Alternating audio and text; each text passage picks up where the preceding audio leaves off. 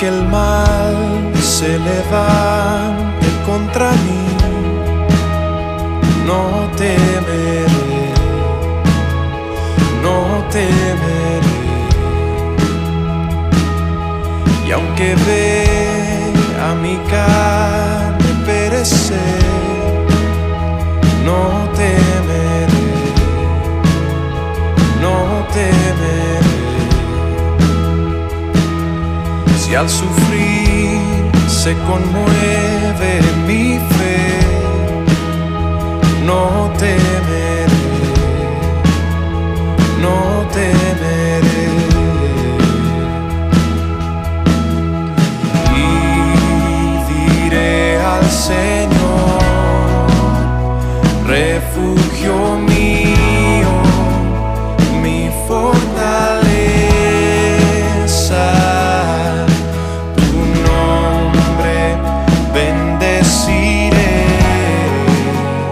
Y en todo tiempo en ti confiaré.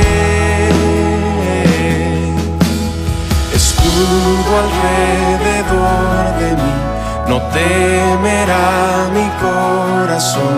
La salvación es del Señor. Mi vida escondida está en Cristo por la eternidad. La salvación es del Señor.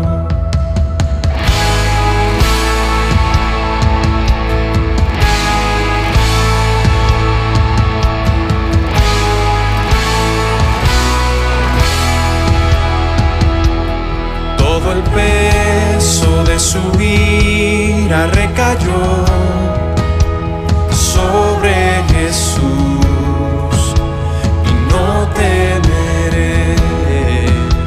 Oh, perfecto amor que ha cubierto mi maldad y hecho fuera mi temor y no temeré. Y diré al Señor, refugio mío, mi fortaleza. Tu nombre bendeciré y en todo tiempo en ti confiaré. Escudo alrededor de mí, no temerá mi corazón. La salvación es del Señor.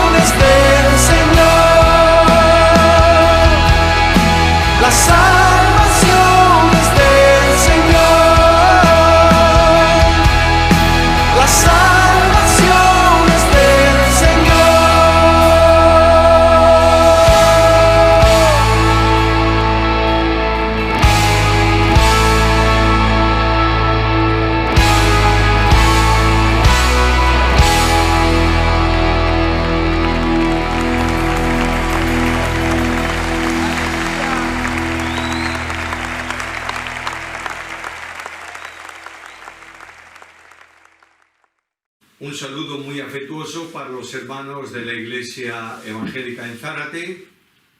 Es un privilegio para mí estar en la distancia con vosotros para una reflexión bíblica sobre un tema de la carta a los Gálatas. Os invito a la lectura de Gálatas capítulo 4, versículos 1 al 7. Dice así la palabra del Señor.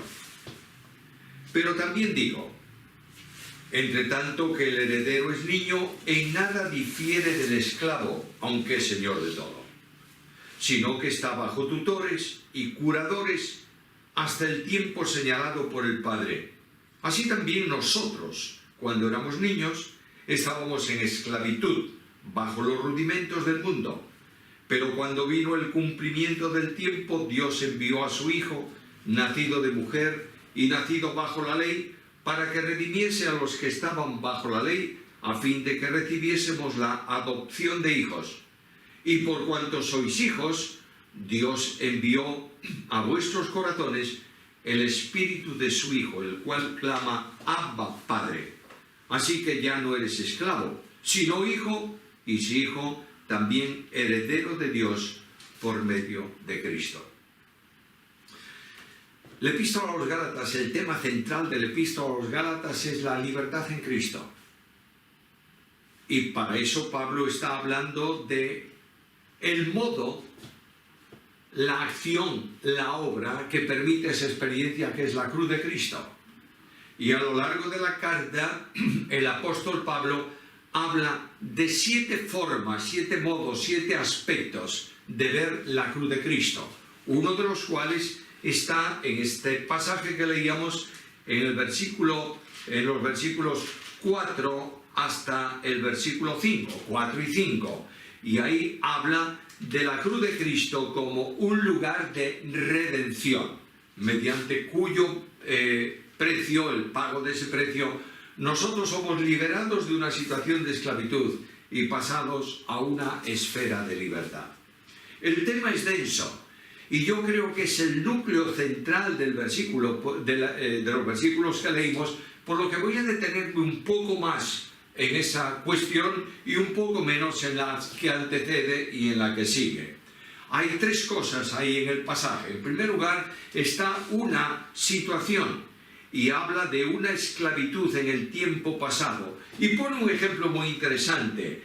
Un niño que es dueño de toda la herencia de su padre, pero no la puede utilizar porque es menor de edad, y el padre coloca para que lo eduquen, para que lo cultiven, para que lo formen a esclavos, que dice aquí el texto que son tutores y son curadores. Este esclavo, tutor y curador no es dueño de lo que tiene el hijo, pero está preparando al hijo para que pueda ejercer en el tiempo necesario, pueda ejercer su condición de hijo cuando reciba la herencia. Ahora, estos niños en Cristo, infantiles en Cristo, está refiriéndose Pablo aquí a un tiempo anterior a la experiencia real de la cruz de Cristo, estaban sujetos a rudimentos. Mirad capítulo 2 de la carta a los Colosenses. Colosenses, capítulo 2, versículos 8 al 10. Dice así: Mirad que nadie os engañe por medio de filosofías y huecas sutilezas según las tradiciones de los hombres, conforme a los rudimentos del mundo y no según Cristo. Porque en él habita corporalmente toda la plenitud de la deidad, y vosotros estáis completos en él, que es la cabeza de todo principado y potestad. Mismo capítulo, versículos 20 al 22. Pues si habéis muerto con Cristo en cuanto a los rudimentos del mundo, ¿por qué como si vivieseis en el mundo os sometéis a preceptos tales como no manejes, ni gustes, ni aun toques, en conformidad a mandamientos y doctrinas de hombres, cosas que todas se destruyen con el uso? Tales cosas tienen a la verdad cierta reputación de sabiduría en culto voluntario, en humildad y en duro trato del cuerpo, pero no tienen valor alguno contra los apetitos de la carne. De modo que los rudimentos del mundo tienen que ver con un principio de filosofía, un principio de religión, que está sujeto a una enorme normativa y que porque está sujeto a normativa hace esclavo a todo aquel que está sometido a ella. Y de pronto viene la liberación de Cristo. Y el creyente ya maduro, ya no es un niño que está bajo preceptores, cuando ya adquiere una madurez espiritual, todas estas cosas del sistema religioso quedan anuladas, porque para el creyente la vida no consiste en otra cosa que en vivir la identidad con Cristo y vivir a Cristo. Lo digo con las palabras de Pablo en la carta a los Filipenses, porque para mí el vivir es Cristo, o también, si lo prefieren mejor, cuando dice con Cristo, Gálatas capítulo 2, con Cristo estoy juntamente crucificado, ya no vivo yo, mas vive Cristo en mí, lo que ahora vivo, en la carne lo vivo, en la fe del Hijo de Dios, el cual me amó y se entregó a sí mismo por mí. Todos nosotros somos dueños de todo, pero vivíamos en una esclavitud. Y de pronto Dios va a intervenir. Vivíamos bajo las demandas de la ley, que nos agobiaban de la misma manera que un niño que estaba bajo la dirección de un tutor. Era dueño de todo, pero tenía que someterse a lo que los preceptos del tutor establecían, a pesar de que era el dueño, porque no tenía la capacidad legal para disfrutar de la herencia. Este niño, este adolescente, vivía en continua sujeción a estos preceptores que lo orientaban, lo conducían, lo preparaban para llegar a Cristo. Para llegar a disfrutar de la herencia, perdón. De la misma manera, la ley nos estaba orientando hacia Cristo y nos hacía sentir lo que significaba la sujeción nuestra al pecado.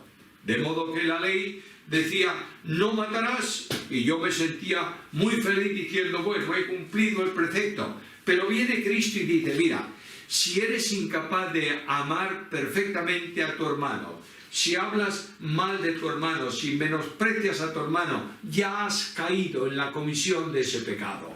La ley dice, no cometerás adulterio. Y yo digo, bueno, me sujeto a ella de esta manera, me someto en sacrificio al cumplimiento de esta normativa. Y Cristo me dice, bueno, ¿tú crees que has cumplido esa ley?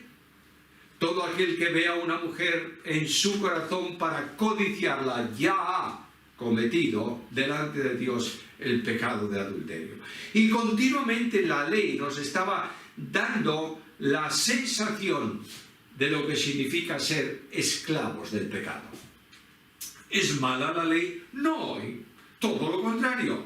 La ley expresa los valores de la vida conforme a Dios y expresa de alguna manera la misma vida de Dios, que no comete ninguna de esas malas acciones, para que nosotros nos demos cuenta que somos incapaces de poder vivir una vida consonante con Dios.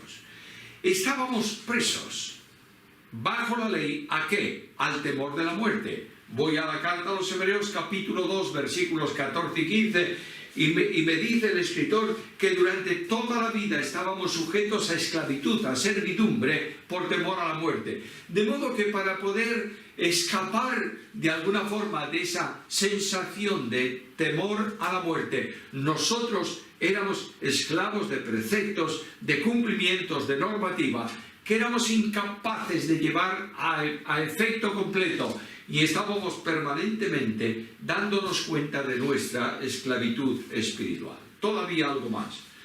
Un solo mandamiento me llega para hacerme notar esa situación de esclavitud.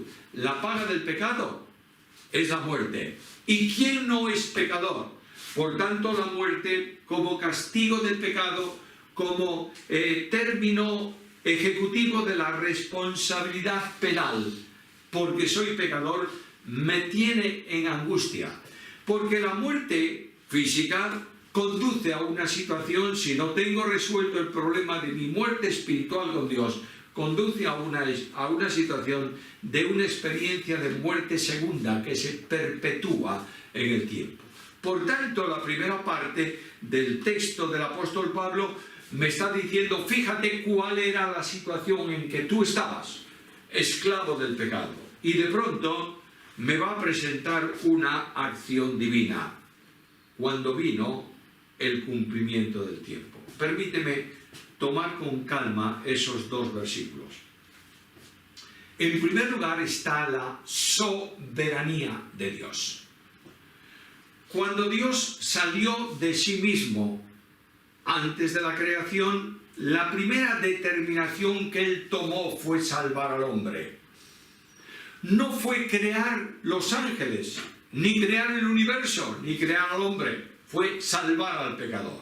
Lo digo en palabras del apóstol Pedro, capítulo 1 de la carta primera, versículos 18 al 20, sabiendo que habéis sido rescatados de vuestra vana manera de vivir, la cual recibisteis de vuestros padres, no con cosas corruptibles como oro o plata, sino con la sangre preciosa de Cristo, como de un cordero sin mancha y sin contaminación, ya predestinado, ya preparado, ya dispuesto, desde antes de la constitución del mundo. De modo que antes de la creación, Dios respondió a las exigencias de la redención del hombre, contestando a tres preguntas que tienen que ver con ellos. Primero, ¿quién lo hará? Mi Hijo, segunda persona de la deidad. ¿Cuándo lo hará? Cuando llegue el tiempo que yo establezco. ¿Y cómo lo hará? Mediante el pago de un precio. Dios estableció la salvación en soberanía. Escúchame bien esto, por favor. Dios no salva al pecador porque el pecador peca. Dios no establece la salvación porque el pecador se va al infierno. Dios establece la salvación del pecador porque Él en soberanía así lo ha determinado. Antes de que el hombre pecase, Dios determinó salvar al pecador. Claro, alguien me dirá, bueno, como Él sabía que iba a pecar, entonces acude a la necesidad del pecador preparando la salvación. No es así. Dios no funciona por condicionantes. A Dios no le condiciona ninguna situación. Él determina eternamente la salvación del hombre que caerá en el pecado. Él conoce eso, por supuesto, pero Dios determina salvar al pecador antes de crear al hombre que iba a pecar. Ahora bien, hay un tiempo para la ejecución del programa de salvación. El apóstol Pablo dice cuando vino el cumplimiento del tiempo. No sabíamos, los profetas no determinan, no establecen el tiempo histórico del hombre en que se iba a efectuar la salvación, aunque hay indicios proféticos que más o menos determinan el tiempo en que se iba a producir. Hay referencias en la profecía, especialmente en relación con las 70 semanas de Daniel, que hablan de un inicio de esas 70 semanas y de un término. Y el término de la semana 69 se establecía por la profecía cuando apareciese, cuando se manifestase el Mesías príncipe. Y eso tiene que ver con la entrada de Jesús en Jerusalén. Bueno, dejemos las cifras y las fechas y la profecía en sí, y voy a remontarme todavía más atrás. Y en el huerto de Edén, Dios da la primera advertencia de salvación, cuando dice que de la descendencia de la mujer habría uno que pisaría la cabeza del tentador. Por tanto, hay un plan eternamente elaborado de salvación y se cumple cuando en el tiempo en que Dios había determinado que sucediese. Ahora, notad lo que ocurre en ese tiempo. Dios envió a su Hijo. Desde la eternidad gloriosa, desde la majestad suprema, Dios envía a su Hijo al mundo de los hombres para que realice la obra de salvación. Este envío de parte de Dios no supone una determinación que el Padre establece y que el Hijo obedece, sino el consenso trinitario de salvación.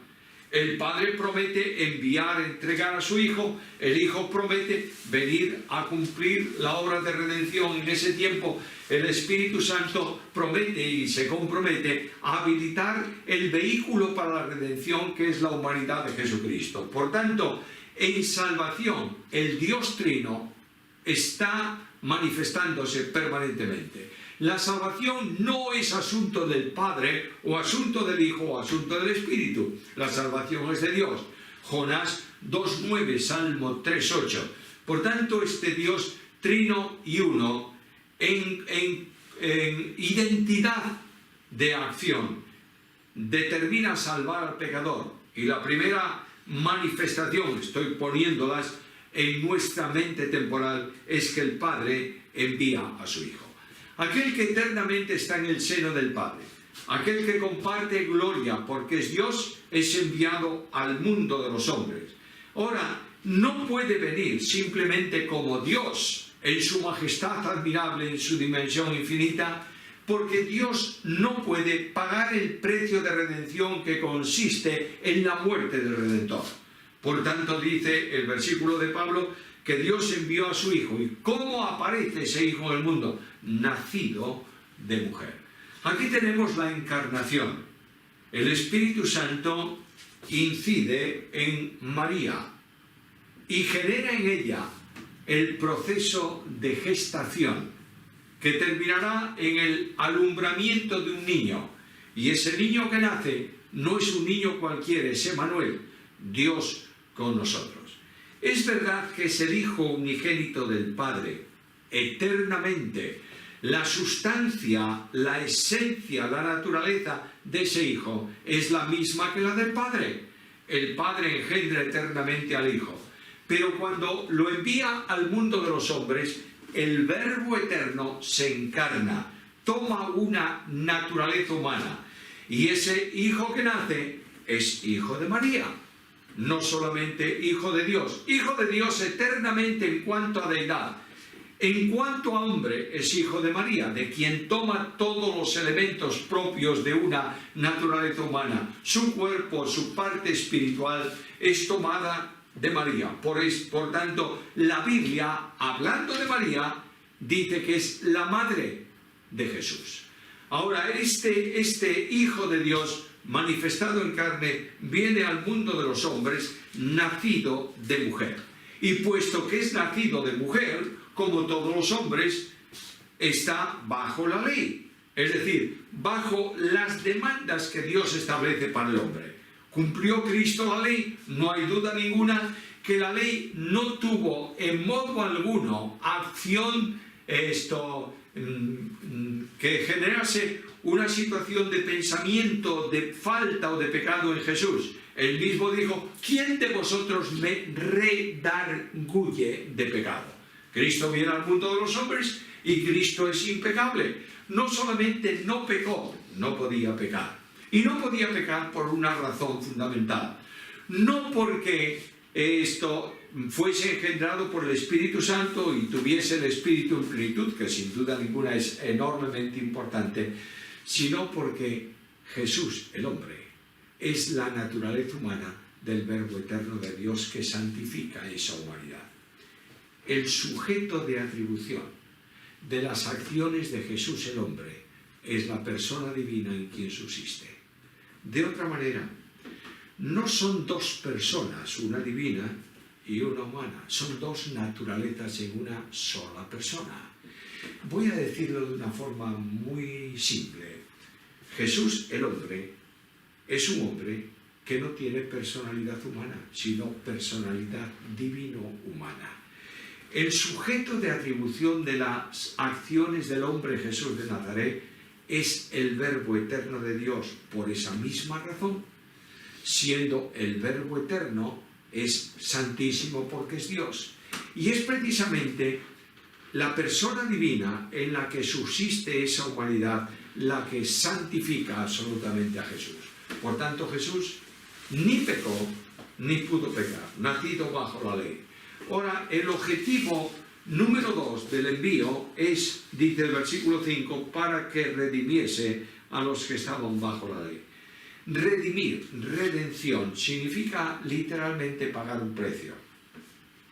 Hay distintas palabras que traducimos en castellano como redimir, no tenemos otro verbo, pero que indican distintas acciones, distintas situaciones.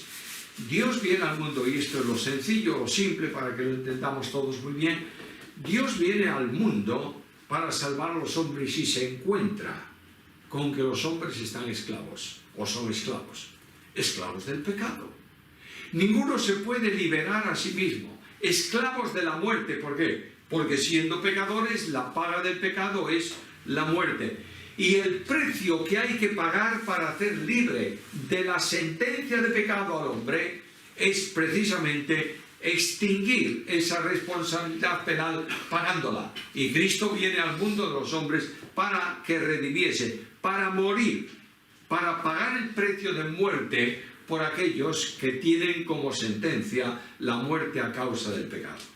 Cuando hablamos de muerte en la Biblia, mis queridos hermanos, no estamos hablando de una situación de término, sino de una situación espiritual.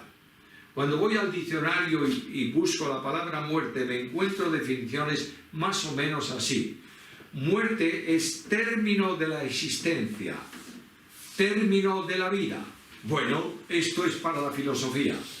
Pero para Dios muerte es simplemente un estado de separación.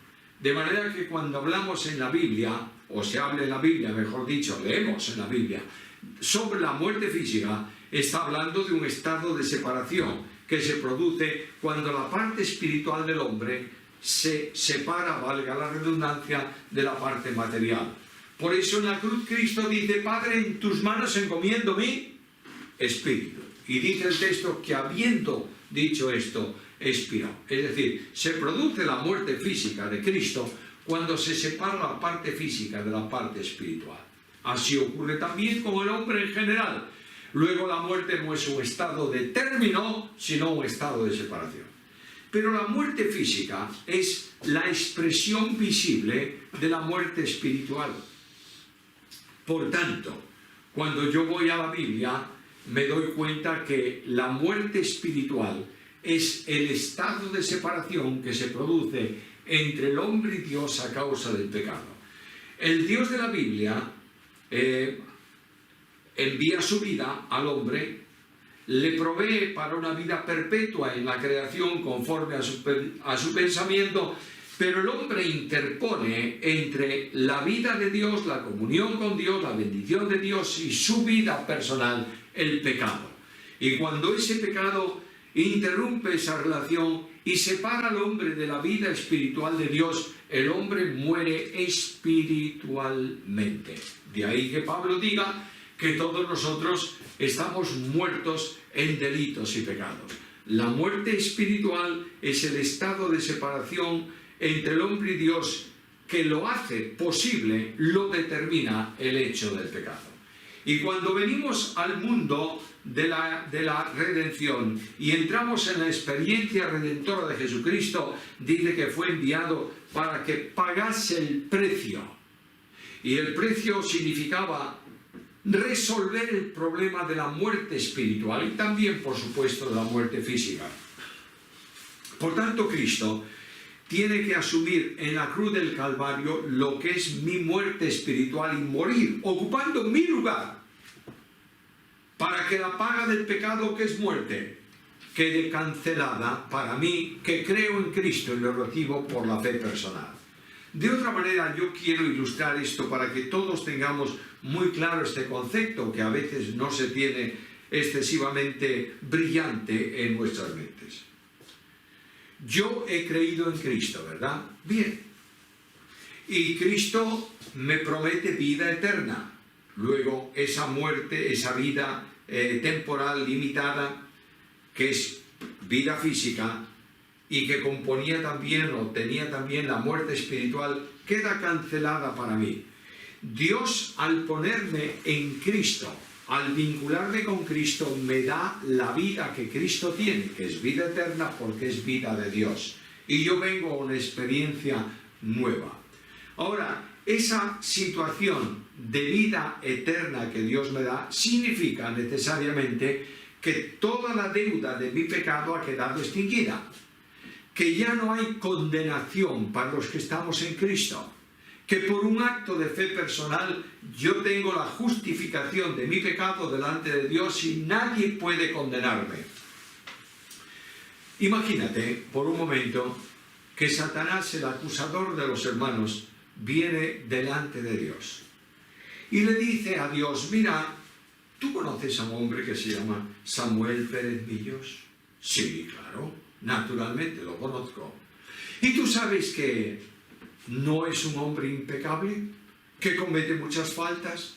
Sí, dice Dios, lo sé muy bien, sé cómo es él. Y tú, Dios de justicia, ¿qué has establecido en tu normativa? ¿La paga del pecado es la muerte?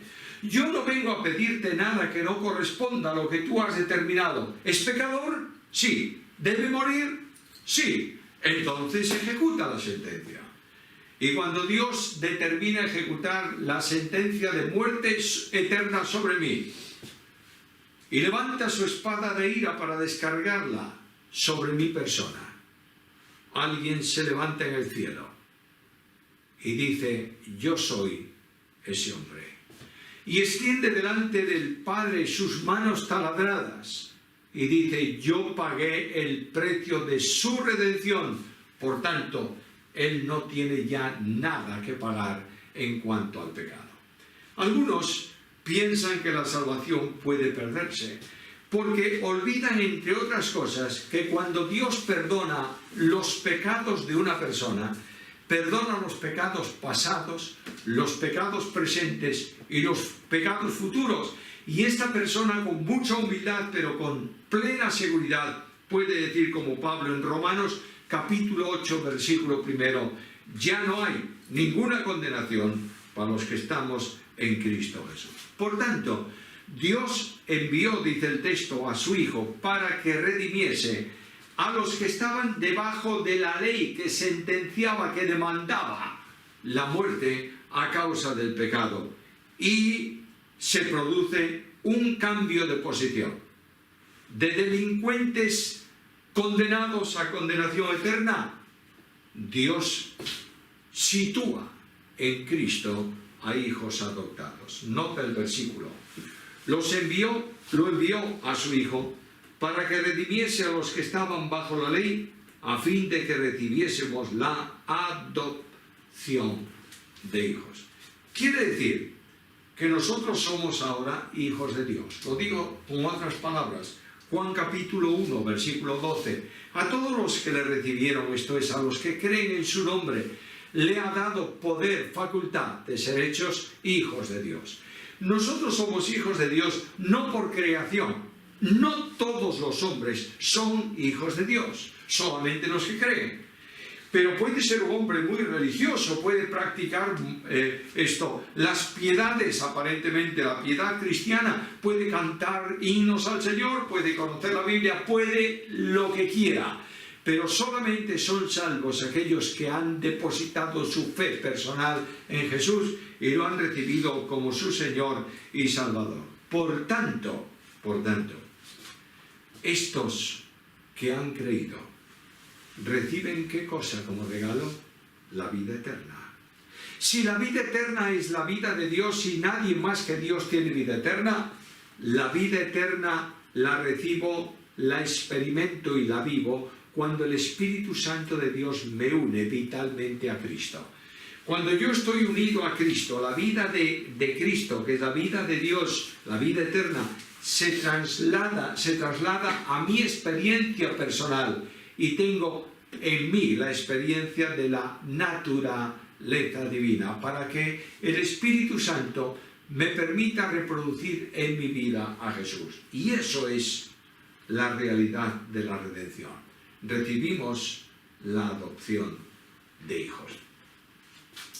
La primera gran bendición que yo tengo en cuanto a salvación es que soy hijo de Dios.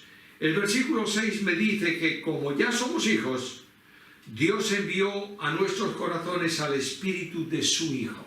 Notad que el Espíritu Santo se llama Espíritu de Dios, se llama Espíritu Santo en sí, se llama Espíritu de su Hijo. Cada uno de estos títulos vinculan al Espíritu Santo o con sí mismo como persona divina, el Espíritu, o con el Padre, de donde procede, o también con el Hijo. Y el Espíritu de su Hijo es enviado a nosotros, el Espíritu Santo, que nos permite entender y experimentar esa condición. Yo no siento que soy hijo de Dios porque me lo dice Juan en el capítulo 1 de su Evangelio, versículo 12. Yo siento que soy hijo de Dios porque el Espíritu del Hijo que está en mí me conduce a entenderlo y a que clame Abba, Padre. Por tanto, si yo puedo llamar al Padre del cielo Padre mío personal, quiere decir que he sido liberado, que ya no soy un esclavo. No soy un esclavo que estoy bajo tutores, como decía Pablo anteriormente, sino que soy un hombre libre porque estoy en Cristo. Y como soy hijo de Él, soy heredero de Dios por medio de Cristo. Esta es una enorme verdad de una dimensión incalculable. Cuando Dios hizo las cosas todas, las hizo por el Hijo, en el Hijo y para el Hijo. No hay más que un heredero, que es el Hijo. Ahora, Dios no distribuye la herencia como algunos enseñan por ahí, de modo que cuando un creyente es bueno, es piadoso, ha seguido bien, ha trabajado bien, etcétera, etcétera, Dios le va a dar no sé lo que de su universo para que sea suyo y lo gobierne. No sé, una galaxia, pongo por ejemplo. Cuando yo pienso en esa teología tan extraña, digo, ay Señor, ¿qué problema tengo? Porque lo único que me vas a dar, no por mérito, sino por gracia, es una buena piedra donde quepa una silla, en donde pueda sentarme per secula seculorum, para siempre, sentadito en una silla, porque es lo único que merezco, lo único que puedo tener de tu gracia, con un arpa cantando cánticos para siempre vestidito de blanco. ¡Qué aburrimiento! Lo que Dios me da es toda la herencia que es de Cristo para que la disfrute, porque formo una unidad con el unigénito del Padre. De manera que los creyentes no solamente somos hijos adoptados y tenemos nuestros derechos legales por esa cuestión, sino que estando en el Hijo, somos libres y tenemos seguridad de herencia celestial. Ahora, esta libertad me permite una experiencia novedosa que menciona el versículo 7 y que es una verdadera transformación. Así que la consecuencia es que ya no eres esclavo sino hijo, y si hijo, heredero de Dios por medio de Cristo. Dios transforma a los creyentes en sus templos. ¿Notáis que dice que nos ha dado, nos ha puesto, ha depositado en nosotros, en nuestros corazones, el Espíritu de su Hijo? De modo que no solamente somos sus hijos y somos sus herederos, sino que somos el templo de Dios. Y el Espíritu Santo nos da seguridad absoluta de eso y dice que clama o nos hace clamar en nosotros Abba.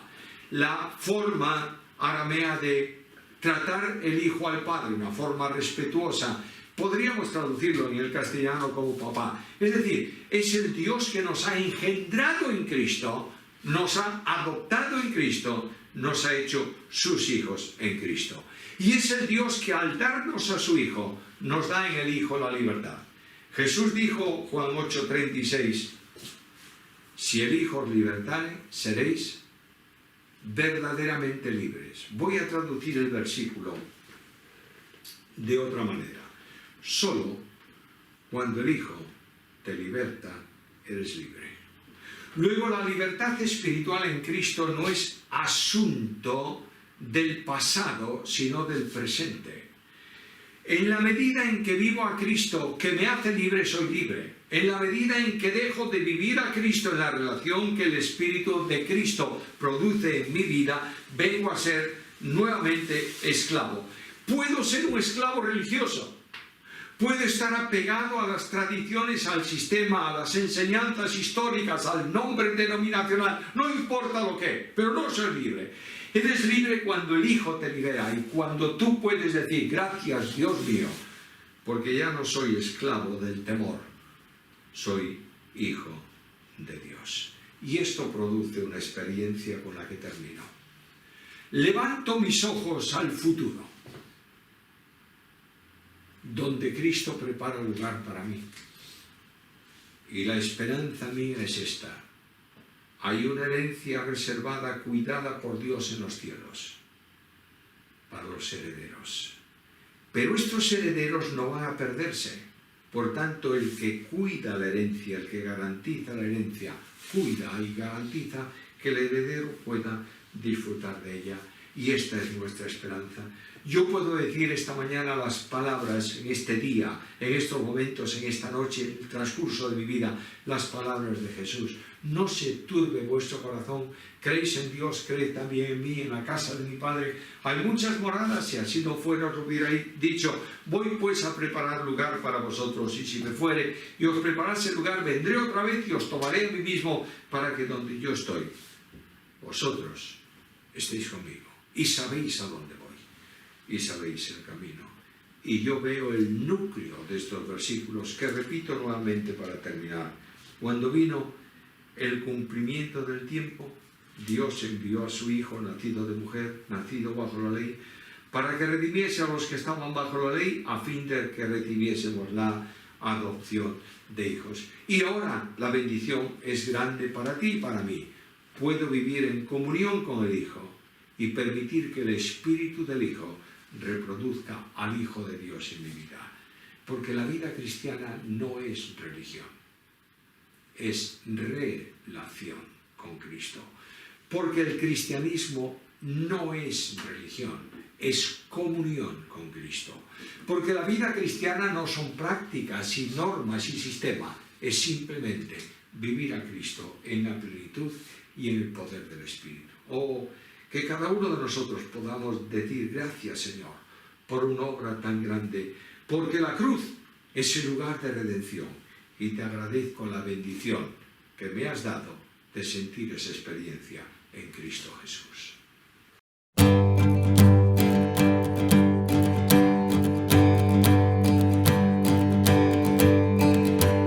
Mi vergüenza me sepultó.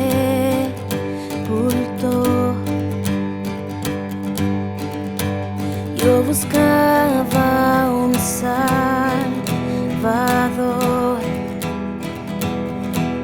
mas tu perdón me liberó. Muerto estaba en mi interior, me escondía de ti, Señor, mas tu perdón me liberó. Tu voz me habló y a la muerte venció. Glorioso día, tu sangre me rescató. Tu voz me habló y a la muerte venció. Glorioso día, tu sangre me rescató.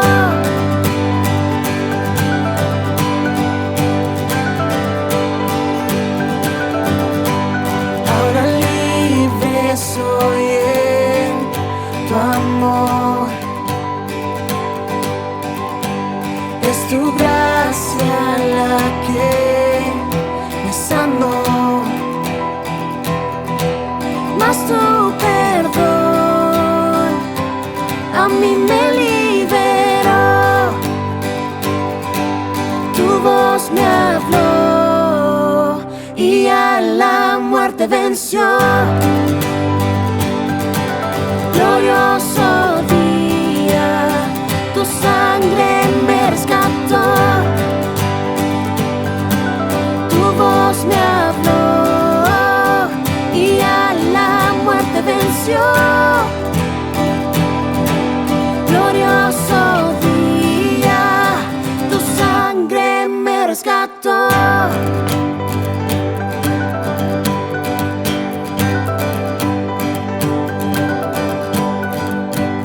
De mi pecado me rescataste, en tu gloria cadenas se rompen. Vivía solo y sin consuelo, ahora soy ciudadano del cielo.